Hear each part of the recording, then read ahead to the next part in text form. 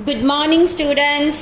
असी कल chapter start किया सी definition and nature of the contract. Okay students, असी कल पढ़िया आ कि लॉ की आ, मर्केंटाइल लॉ की आ, जर्नल लॉ की आ एंड कॉन्ट्रैक्ट दी की हिस्टरी आ। ये पढ़िया कॉन्ट्रैक्ट एक्ट दी की हिस्टरी आ।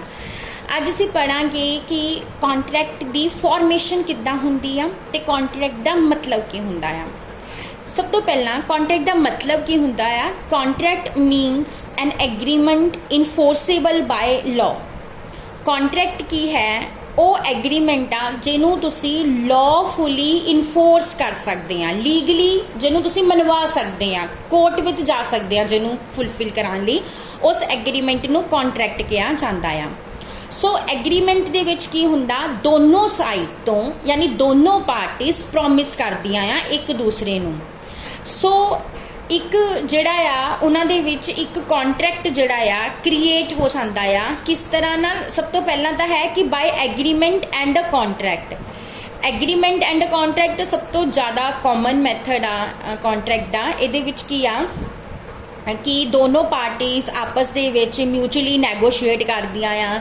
एक पार्टी ऑफर करदी आ, दूसरी ओदी पार्टी नूं, दूसरी ओदी ऑफर नूं एक्सैप्ट करदी आ ते ओहदे नाल उन्हां दे विच एक एग्रीमेंट क्रिएट हुंदा आ ते जिहनूं असीं लॉफुली इनफोर्स कर सकदे आ तां ओह कॉन्ट्रैक्ट बन जांदा आ।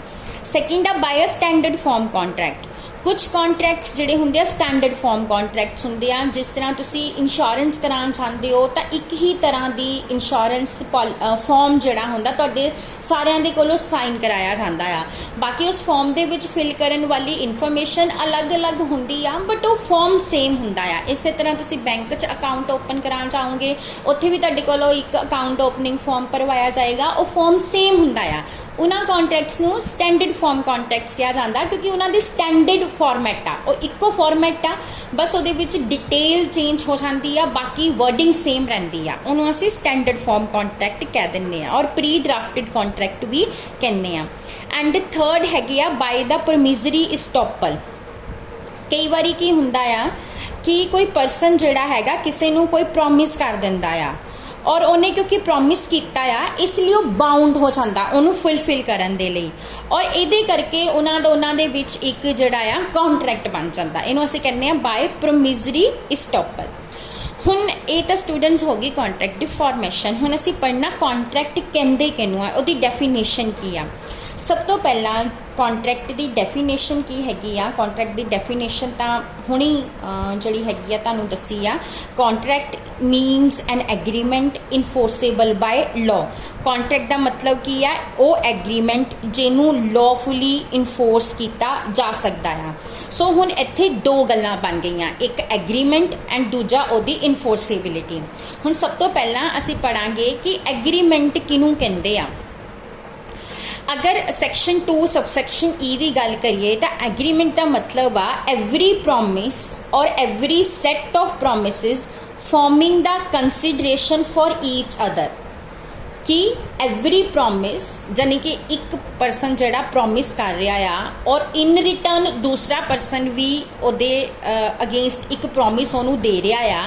ये प्रॉमिस जदों एक दूसरे लिए कंसीडरेशन बन जाते आ। कंसीडरेशन का मतलब हुंदा समथिंग इन रिटर्न, मतलब जदों कोई तुहाडे लिए कुछ करदा तुसी ओहदे लिए कुछ करदे हो, दैट इज़ अ कंसीडरेशन कि तुसी ओहदे लिए उन्हें तुहाडे लिए इसलिए कीता क्योंकि तुसी ओहदे लिए कुछ कीता सी। ठीक है, दैट इज़ अ कंसीडरेशन। सो जदों ये प्रॉमिसेस दोनों साइड तो हुंदे आ और एक दा प्रॉमिस दूजे लिए कंसीडरेशन बन जाता आ, दूजे दा प्रॉमिस पहले लिए कंसीडरेशन बन जाता आ, तां ओनू एग्रीमेंट कहंदे आ। जिस तरह मान लो कि ए जड़ा वो प्रॉमिस कर रहा बी नूं कि वो अपनी कार सेल करेगा। सो ए ने बी नूं प्रॉमिस की किया कि उन्होंने अपनी कार देगा एंड बी उन्होंने प्रॉमिस कर रहा कि वो इन रिटर्न उन्होंने 1 लाख रुपी देगा। सो ए दा प्रॉमिस किया कार देना और उहदे लिए कंसीडरेशन की बी दा प्रॉमिस किया 1 लाख। सो उन्हें 1 लाख लेना आ ते कार देनी आ। इस तरह बी नूं की मिलनी आ कार, उहदे लिए उन्हें की देना आ 1 लाख। सो उहदे लिए कंसीडरेशन की आ वो कार जिहड़ी उहनूं मिलनी आ। सो एवरी प्रॉमिस और every set of promise forming the consideration for each other. हुण असीं पढ़ांगे कि प्रॉमिस किहनूं कहंदे आ। Promise according to section 2 subsection B, a proposal when accepted becomes a promise. ਜਦੋਂ ਕੋਈ ਬੰਦਾ ਕੋਈ ਪ੍ਰਪੋਜ਼ਲ ਕਰਦਾ ਨਾ, ਕੋਈ ਆਫਰ ਦਿੰਦਾ ਕਿਸੇ ਦੂਜੇ ਨੂੰ ਐਂਡ ਦੂਸਰਾ ਪਰਸਨ ਉਹਦੀ ਆਫਰ ਨੂੰ ਐਕਸੈਪਟ ਕਰ ਲੈਂਦਾ ਆ, ਜਦੋਂ ਉਹਦੀ ਆਫਰ ਐਕਸੈਪਟ ਹੋ ਜਾਂਦੀ ਆ ਨਾ, ਫਿਰ ਉਹ ਪ੍ਰੋਮਿਸ ਬਣ ਜਾਂਦਾ ਆ। ਠੀਕ ਆ ਸਟੂਡੈਂਟ। ਸੋ ਅਸੀਂ ਹੁਣ ਕਿੱਦਾਂ ਸ਼ੁਰੂ ਕਰਾਂਗੇ? Proposal when accepted becomes a promise. ਜਦੋਂ ਇੱਕ ਨੇ ਆਫਰ ਕੀਤੀ, ਦੂਸਰੇ ਨੇ ਉਹਦੀ ਆਫਰ ਐਕਸੈਪਟ ਕਰ ਲਈ, ਤਾਂ ਉਹ ਕੀ ਬਣ ਗਿਆ? ਪ੍ਰੋਮਿਸ। ਉਸ ਤੋਂ ਬਾਅਦ ਪ੍ਰੋਮਿਸ ਤੋਂ ਬਾਅਦ every promise or every set of promise forming the consideration for each other is called a agreement. agreement ਕੀ ਆ? ਉਹੀ promise ਜਦੋਂ ਦੋਨੋਂ ਸਾਈਡ ਤੋਂ ਹੋ ਰਹੇ ਆ ਔਰ ਇੱਕ ਦੂਸਰੇ ਲਈ consideration ਬਣ ਰਿਹਾ, ਤਾਂ ਉਹਨੂੰ ਅਸੀਂ ਕਹਿ ਦਿੰਦੇ ਆ agreement. and next ਕੀ ਆ? an agreement enforceable by law is a contract. ਔਰ ਉਹ agreement ਜਿਹਨੂੰ ਤੁਸੀਂ lawfully enforce ਕਰ ਸਕਦੇ ਹੋ, ਉਹਨੂੰ ਕੀ ਕਹਿੰਦੇ ਆ? contract. ਸੋ ਕੰਟਰੈਕਟ ਕਿੱਥੋਂ ਸ਼ੁਰੂ ਹੁੰਦਾ ਆ? ਪ੍ਰੋਮਿਸ ਤੋਂ, ਸੌਰੀ ਆਫਰ ਤੋਂ।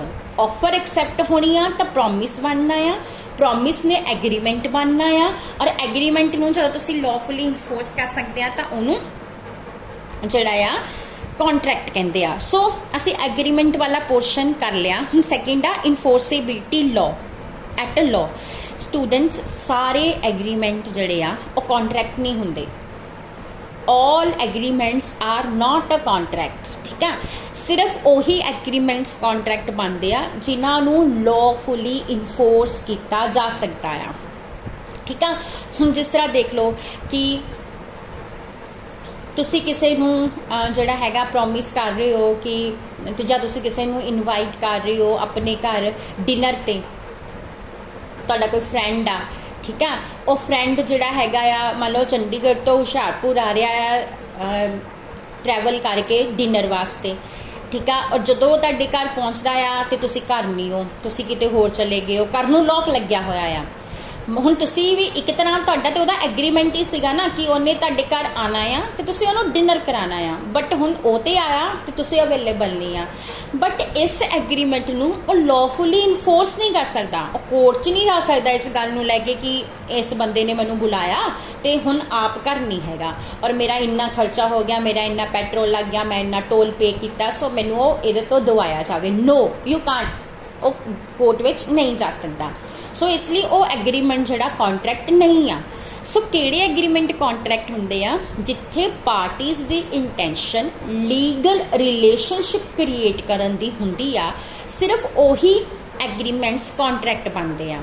ਅਗਰ ਪਾਰਟੀਜ਼ ਕੋਈ ਫਰੈਂਡਲੀ ਰਿਲੇਸ਼ਨਸ਼ਿਪ ਕ੍ਰੀਏਟ ਕਰਨਾ ਚਾਹੁੰਦੀਆਂ then that agreement is not a contract. ਜੇ ਤੁਸੀਂ ਕੋਈ ਫਰੈਂਡਲੀ ਰਿਲੇਸ਼ਨਸ਼ਿਪ ਕਰਨਾ ਚਾਹੁੰਦੇ ਹੋ, ਕਿਸੇ ਨੂੰ ਆਪਣੇ ਘਰ ਇਨਵਾਈਟ ਕਰ ਰਹੇ ਹੋ, ਕਿਸੇ ਨੂੰ ਕੋਈ ਗਿਫਟ ਕਹਿ ਰਹੇ ਹੋ ਕਿ ਮੈਂ ਤੈਨੂੰ ਦਊਂਗਾ ਐਂਡ ਬਾਅਦ ਚੋਂ ਨਹੀਂ ਦਿੰਦੇ ਹੋ, ਤਾਂ that agreement is not a contract. ਜਿੱਥੇ ਪਾਰਟੀਜ਼ ਦੀ ਇੰਟੈਂਸ਼ਨ ਕੀ ਹੈ? ਲੀਗਲ ਰਿਲੇਸ਼ਨ ਕ੍ਰੀਏਟ ਕਰਨ ਦੀ। ਮੀਨਸ ਅਗਰ ਇੱਕ ਪਾਰਟੀ ਆਪਣਾ ਪ੍ਰੋਮਿਸ ਨਹੀਂ ਪੂਰਾ ਕਰੇਗੀ ਤਾਂ ਦੂਸਰੀ ਪਾਰਟੀ ਕੋਰਟ ਵਿੱਚ ਜਾਏਗੀ ਕਿ ਇਹਨੇ ਆਪਣਾ ਪ੍ਰੋਮਿਸ ਪੂਰਾ ਨਹੀਂ ਕੀਤਾ, ਫਿਰ ਹੀ ਉਹ ਐਗਰੀਮੈਂਟ ਜਿਹੜੇ ਆ ਕੰਟਰੈਕਟ ਬਣਦੇ ਆ। So an agreement to become a contract must give a rise to a legal obligation. Okay students, ਹੁਣ ਇਹਦੇ ਵਿੱਚ ਕੀ ਹੈਗਾ ਆ? ਇੱਕ ਲੀਡਿੰਗ ਕੇਸ ਆ ਵੈਲਫੇਅਰ ਵਰਸਸ ਵੈਲਫੇਅਰ ਦਾ। ਸਟੂਡੈਂਟਸ ਅਸੀਂ ਨਾ ਲਾਅ ਦੇ ਵਿੱਚ ਕੇਸਿਸ ਵੀ ਯੂਜ਼ ਕਰਦੇ ਆ ਔਰ ਇਹਦੇ ਸਾਨੂੰ ਜਿਹੜੇ ਹੈਗੇ ਐਕਸਟਰਾ ਮਾਰਕਸ ਮਿਲਦੇ ਆ। ਸੋ ਜਿਹੜੇ ਵੀ ਕੇਸਿਸ ਹੋਣਗੇ ਉਹਨਾਂ ਨੂੰ ਵੀ ਤੁਸੀਂ ਲਰਨ ਜ਼ਰੂਰ ਕਰਨਾ ਆ। ਕੇਸ ਕੀ ਹੈਗਾ ਇਹਦੇ ਵਿੱਚ ਨਾ, ਜਿਹੜਾ ਮਿਸਟਰ ਵੈਲਫੇਅਰ ਸੀਗਾ ਉਹਦੀ ਸੀਲਨ ਦੇ ਵਿੱਚ ਜੌਬ ਲੱਗ ਗਈ ਸੀ ਔਰ ਮਿਸਿਸ ਵੈਲਫੇਅਰ ਨੇ, ਕਿਉਂਕਿ ਉਹ ਬਿਮਾਰ ਰਹਿੰਦੀ ਸੀ, ਤਾਂ ਉਹਨੇ ਡਿਸਾਈਡ ਕੀਤਾ ਕਿ ਉਹ ਇੰਗਲੈਂਡ 'ਚ ਹੀ ਰਹੇਗੀ, ਉਹਦੇ ਨਾਲ ਸੀਲਨ ਜਿਹੜੀ ਆ ਨਹੀਂ ਜਾਏਗੀ। ਔਰ ਮਿਸਟਰ ਵੈਲਫੇਅਰ ਨੇ ਨਾ ਉਹਨੂੰ ਪ੍ਰੋਮਿਸ ਕੀਤਾ ਕਿ ਉਹਨੂੰ ਹਰ ਮਹੀਨੇ ਜਦੋਂ ਸੀਲਨ ਰਹੇਗਾ ਤਾਂ ਉਹਨੂੰ ਹਰ ਮਹੀਨੇ 30 ਪਾਉਂਡਸ ਜਿਹੜੇ ਹੈਗੇ ਆ ਉਹ ਸੈਂਡ ਕਰੇਗਾ, ਠੀਕ ਆ। ਬਟ ਬਾਅਦ ਵਿੱਚ ਮਿਸਟਰ ਵੈਲਫੇਅਰ ਨੇ ਉਹਨੂੰ ਉਹ ਅਮਾਊਂਟ ਜਿਹੜਾ ਆ ਪੇ ਨਹੀਂ ਕੀਤਾ। ਹੁਣ ਮਿਸਿਸ ਵੈਲਫੇਅਰ ਨੇ ਉਹਦੇ ਅਗੇਂਸਟ ਸੂਟ ਫਾਈਲ ਕਰਤਾ, ਸੂਟ ਮੀਨਸ ਕੇਸ ਫਾਈਲ ਕਰਤਾ ਕੋਰਟ ਵਿੱਚ ਕਿ ਜੋ ਅਮਾਊਂਟ ਇਹਨੇ ਮੈਨੂੰ ਪ੍ਰੋਮਿਸ ਕੀਤਾ ਸੀ ਉਹ ਮੈਨੂੰ ਇਹ ਪੇ ਨਹੀਂ ਕਰ ਰਿਹਾ। ਬਟ ਇੱਥੇ ਕੋਰਟ ਨੇ ਕੀ ਡਿਸੀਜ਼ਨ ਲਿੱਤਾ ਕਿ ਜੋ ਐਗਰੀਮੈਂਟ ਉਹਨਾਂ ਦੋਨਾਂ ਦੇ ਵਿੱਚ ਹੋਇਆ ਉਹ ਐਗਰੀਮੈਂਟ ਜਸਟ ਇੱਕ ਡੋਮੈਸਟਿਕ ਐਗਰੀਮੈਂਟ ਸੀ। ਉੱਥੇ ਕਿਸੇ ਵੀ ਪਾਰਟੀ ਦੀ ਇੰਟੈਂਸ਼ਨ ਕੋਈ ਵੀ ਲੀਗਲ ਰਿਲੇਸ਼ਨਸ਼ਿਪ ਕ੍ਰੀਏਟ ਕਰਨ ਦੀ ਨਹੀਂ ਸੀ। ਸੋ ਉਹ ਐਗਰੀਮੈਂਟ ਜਸਟ ਇੱਕ ਐਗਰੀਮੈਂਟ ਹੀ ਸੀ, ਉਹ ਕੰਟਰੈਕਟ ਨਹੀਂ ਸੀ। ਸੋ ਇਸੇ ਕਰਕੇ ਜਿਹੜਾ ਮਿਸਿਸ ਵੈਲਫੇਅਰ ਆ ਉਹ ਲੀਗਲੀ ਮਿਸਟਰ ਵੈਲਫੇਅਰ ਕੋਲੋਂ ਉਹ ਮਨੀ ਜਿਹੜੀ ਹੈਗੀ ਆ ਰਿਕਵਰ ਨਹੀਂ ਕਰ ਸਕਦੀ। ਸੋ ਕੰਟਰੈਕਟ ਕਦੋਂ ਬਣਦਾ ਆ, ਜਦੋਂ ਐਗਰੀਮੈਂਟ ਵੀ ਹੁੰਦਾ ਆ ਤੇ ਨਾਲ ਹੀ ਨਾਲ ਉਹਦੀ ਲॉफुली ਇਨਫੋਰਸੇਬਿਲਟੀ ਵੀ ਹੁੰਦੀ ਆ। ਮਤਲਬ ਤੁਸੀਂ ਜਦੋਂ ਉਸ ਐਗਰੀਮੈਂਟ ਨੂੰ ਲॉफुली ਇਨਫੋਰਸ ਕਰ ਸਕਦੇ ਹੋ ਫਿਰ ਹੀ ਉਹ ਐਗਰੀਮੈਂਟ ਜਿਹੜਾ ਆ ਕੰਟਰੈਕਟ ਬਣਦਾ ਆ। ਸੋ ਇਸੇ ਕਰਕੇ ਸਾਰੇ ਕੰਟਰੈਕਟਸ ਦਾ ਐਗਰੀਮੈਂਟ ਹੁੰਦੇ ਆ, ਕਿਉਂਕਿ ਐਗਰੀਮੈਂਟ ਹੋਣਾ ਜ਼ਰੂਰੀ ਆ, ਬਿਨਾਂ ਐਗਰੀਮੈਂਟ ਤੋਂ ਕੰਟਰੈਕਟ ਬਣ ਹੀ ਨਹੀਂ ਸਕਦਾ। ਬਟ ਸਾਰੇ ਐਗਰੀਮੈਂਟ ਜਿਹੜੇ ਆ ਕੰਟਰੈਕਟ ਨਹੀਂ ਹੁੰਦੇ। ਐਂਡ ਜਿਹੜਾ ਸਾਡਾ ਲਾਅ ਆਫ ਕੰਟਰੈਕਟ ਹੈਗਾ ਆ ਇਹ ਸਾਰਾ ਦਾ ਸਾਰਾ ਐਗਰੀਮੈਂਟਸ ਦਾ ਲਾਅ ਨਹੀਂ ਹੈਗਾ, ਨਾ ਹੀ ਓਬਲੀਗੇਸ਼ਨਸ ਦਾ ਲਾਅ ਹੈਗਾ ਆ। ਸੋ ਇਸ ਲਈ ਕੰਟਰੈਕਟ ਦੇ ਵਿੱਚ ਕੀ ਹੋਣਾ ਚਾਹੀਦਾ ਆ, ਐਟਲੀਸਟ 2 ਪਾਰਟੀਆਂ ਹੋਣੀਆਂ ਚਾਹੀਦੀਆਂ ਆ। ਇੱਕ ਪਾਰਟੀ ਆ ਜਿਹਨੇ ਕੋਈ ਪ੍ਰੋਮਿਸ ਕੀਤਾ ਆ ਤੇ ਦੂਸਰੀ ਪਾਰਟੀ ਆ ਜਿਹੜੀ ਉਹਦੀ ਉਸ ਪ੍ਰੋਮਿਸ ਨੂੰ ਇਨਫੋਰਸ ਕਰ ਸਕਦੀ ਆ। ਐਂਡ ਜਿਹੜਾ ਪ੍ਰੋਮਿਸ ਕੀਤਾ ਗਿਆ ਜੋ ਓਬਲੀਗੇਸ਼ਨ ਆ ਉਹ ਕੋਈ ਡੈਫੀਨੇਟ ਐਕਟ ਆ, ਕੋਈ ਕੰਮ ਆ ਜਿਹਨੂੰ ਕਰਨ ਦੇ ਬਾਰੇ ਵਿੱਚ ਜਾਂ ਜਿਹਨੂੰ ਨਾ ਕਰਨ ਦੇ ਬਾਰੇ ਵਿੱਚ ਆ। ਐਂਡ ਉਹ ਓਬਲੀਗੇਸ਼ਨ ਜਿਹੜੀ ਉਹ ਪ੍ਰੋਮਿਸ ਜਿਹੜਾ ਹੈਗਾ ਆ ਉਹ ਕਿਸੇ ਲੀਗਲ ਜਿਹੜਾ ਉਹ ਲੀਗਲੀ ਇਨਫੋਰਸੇਬਲ ਹੋਣਾ ਚਾਹੀਦਾ ਆ, ਨਾ ਕਿ ਕੋਈ ਕਿਸੇ ਸੋਸ਼ਲ ਅਫੇਅਰ ਦੇ ਨਾਲ ਰਿਲੇਟਿਡ ਹੋਣਾ ਚਾਹੀਦਾ ਆ। ਸੋ ਸਟੂਡੈਂਟਸ ਇਹਦੇ ਨਾਲ ਹੀ ਤੁਹਾਡੀ ਇਹ ਜਿਹੜੀ ਟਰਮ ਹੈਗੀ ਆ ਕੰਟਰੈਕਟ ਦੀ ਉਹ ਆਈ ਹੋਪ ਕਲੀਅਰ ਹੋ ਗਈ ਹੋਏਗੀ। ਐਂਡ ਇਸ ਤੋਂ ਬਾਅਦ ਇਹਦੇ ਅਸੀਂ ਅਸੈਂਸ਼ੀਅਲ ਐਲੀਮੈਂਟਸ ਕਰਨੇ ਆ ਕਿ ਐਗਰੀਮੈਂਟ ਕੰਟਰੈਕਟ ਦੇ ਇੱਕ ਵੈਲਿਡ ਕੰਟਰੈਕਟ ਦੇ ਅਸੈਂਸ਼ੀਅਲ ਐਲੀਮੈਂਟਸ ਕਿਹੜੇ ਹੁੰਦੇ ਆ, ਯਾਨੀ ਤੁਸੀਂ ਕਦੋਂ ਉਸ ਕੰਟਰੈਕਟ ਨੂੰ ਲॉफुली ਇਨਫੋਰਸ ਕਰ ਸਕਦੇ ਹੋ। ਸਟੂਡੈਂਟਸ ਇਹ ਅਸੀਂ ਆਪਣੇ ਨੈਕਸਟ ਲੈਕਚਰ ਡਿਸਕਸ ਕਰਾਂਗੇ। Thank you.